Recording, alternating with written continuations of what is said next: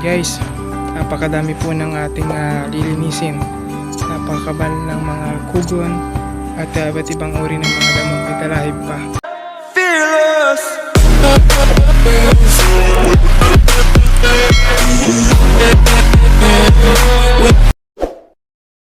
Yan, bali namumulaklak nga sila eh.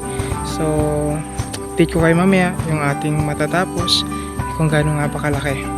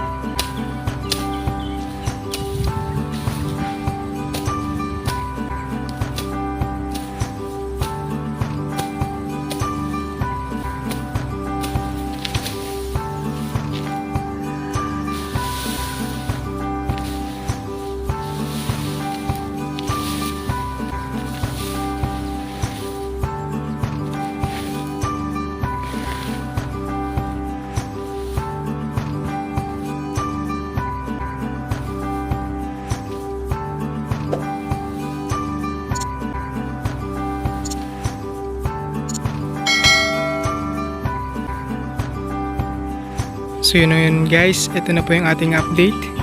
So kanina nakita natin ganito yung kadumi or ganyan yung kadamo. Ngayon ito na siya, napaka linis na, no? So yan po yung area kung saan itatayo natin ang ating poultry house.